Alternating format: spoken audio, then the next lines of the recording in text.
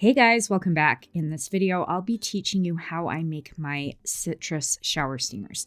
I used to sell shower steamers in my Etsy shop. I had a 4-pack that included one for headaches, one for sinuses, one to help you sleep at night, and then this one. This is a bright, citrusy, happy, beautiful fragrance. If you are new to shower steamers, a shower steamer works like a bath bomb, but it's for your shower. So you place this little tablet on the ground in the shower. As the water hits it, it starts to fizz and it releases the essential oils and the fragrance oils that are in this little shower steamer into the air, creating a spa-like experience in your shower. If you're new to making shower steamers, you'll want to check out my basic shower steamer tutorial where I break these steps down a lot slower. Also, I'll be trying to answer some frequently asked questions in this tutorial. If you like this, please be sure to give it a thumbs up. And if you haven't subscribed, please do. It helps me out so much. And with that said, let's grab some supplies and get started. In this bowl, I've already got my baking soda and my white kaolin clay measured out. I get tons of questions about the kaolin clay. It's included in this recipe to give you a really hard shower steamer that's not going to fall apart. If you don't want to add the white kaolin clay, another thing you could do is substitute more of the baking soda. I've never tried that. I prefer using the kaolin clay because it does give you a hard shower steamer. If you try that, let me know in the comments below how that works out for you. I measure everything with my handy little kitchen scale. I got this on Amazon and I use it all the time. And then I always make sure when I'm measuring out my dry ingredients to use a strainer to make sure that you don't have any clumps. I have my citric acid measured out separately. I always add this at the end. I feel like it gives me a more consistent shower steamer that fizzes better.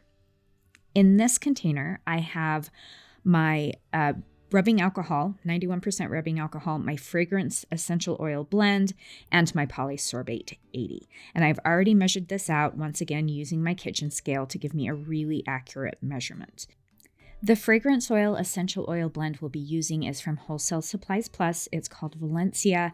It's this gorgeous citrusy blend of orange, tangerine, lime, and then thyme. And I love it. It's such a bright, happy fragrance. I also add a little bit of Litzy, which is a really fresh, sweet lemon fragrance, and it's one of my favorites. Then we have our Polysorbate 80. This is another ingredient I get tons of questions about. It is in this recipe for a couple different reasons. The main reason is it helps to slow down the fizz of your shower steamer. So it's going to give you a longer lasting shower steamer. Also, sometimes I like to throw these in the bathtub.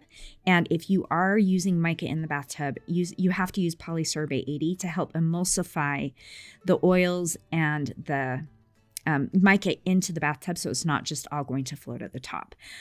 You can substitute more of the 91% rubbing alcohol if you choose to leave the Polysorbate 80 out of your recipe.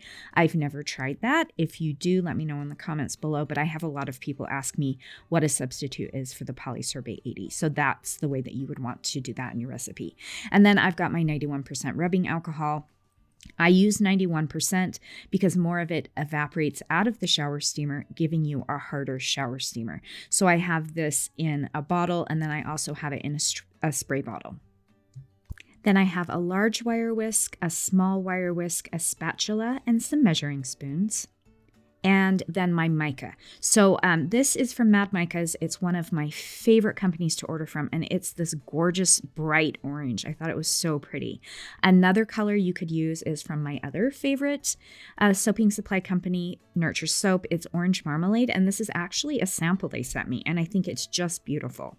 And then I'll be doing all of this in my stand mixer. I have a KitchenAid, and I use the paddle attachment. You can make these without a stand mixer. You're just going to be stirring it a lot longer, so keep that in mind.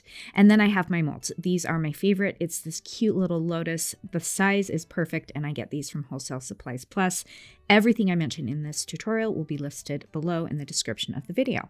Okay, first step, we're going to take our mica and add it into our baking soda and our white kaolin clay, and we're going to give that a good stir. And I go back and forth with my spatula and with the whisk, making sure that all of the mica is stirred evenly into our baking soda mixture.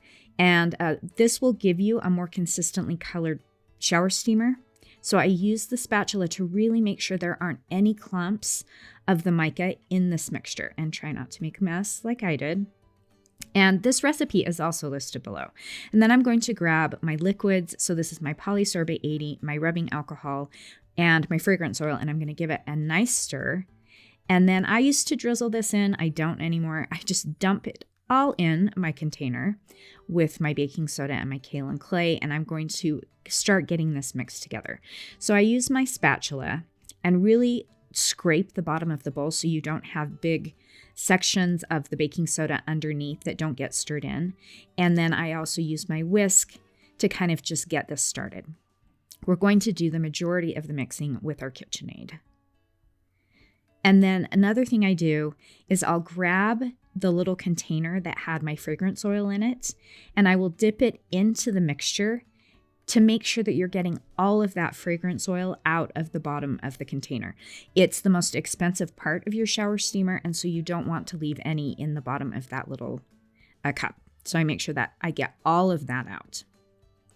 Then I'm going to take my mixture over to my KitchenAid with my paddle attachment, and I'm going to let it mix for about 3 or 4 minutes. I will pause every so often and scrape the sides and the bottom of the bowl to make sure it's all evenly mixed together. The next thing we're going to do is add our citric acid. So I do this, I take my bowl back over to my stand mixer with the paddle attachment, and while it's going slowly, I slowly pour in my citric acid. And then once again, I let it mix for about 2 minutes, but I will pause and scrape the sides. And then what you want is a consistency that will hold together in the palm of your hand.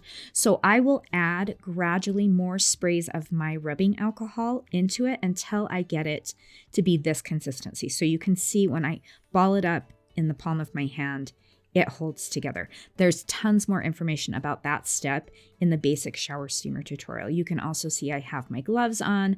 I've got parchment paper, my spatula, my whisk, and my mold, and I'm ready to mold my shower steamers. So before each mold, I always make sure to give my mixture a good stir.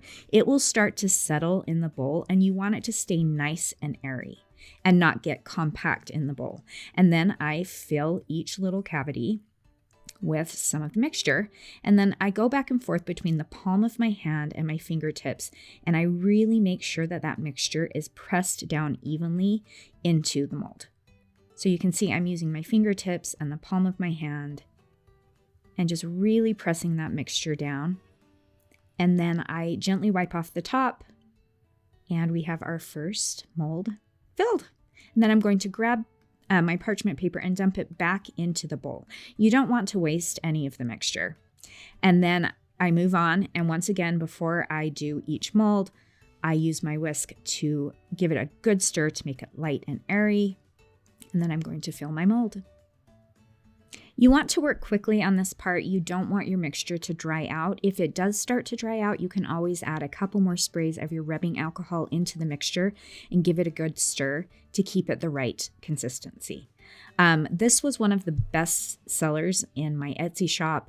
I also have tutorials for my headache shower steamer, my sinus shower steamer, and a menthol shower steamer. And if you guys want to see my nighttime lavender shower steamer, let me know in the comments below. So then I take all of my molds and I'm going to let them dry overnight, for at least like 12 hours. 24 is best. After that, I'm going to grab a cutting board with some parchment paper over it, and I'm just going to flip them upside down, and you can see they pop right out because they're nice and dry, and we packed them tightly into the mold.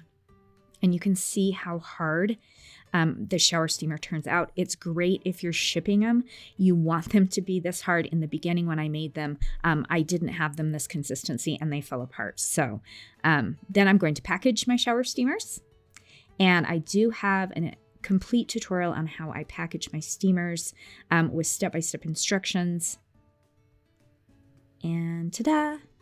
We have a cute little packaged shower steamer for gift giving or to sell. This is something I plan on giving my friends for Valentine's Day. I love it. I think this time of the year, it's so nice to have something bright and happy. And using one of these in the shower in the morning is such a just great way to start your day. If you have any comments or questions, please let me know below. I hope I answered some of your questions. And if you want to see that lavender shower steamer, also let me know in the comments below. If you enjoyed this, give it a thumbs up. If you haven't subscribed, please do. It helps me out so much. And we'll see you guys next time.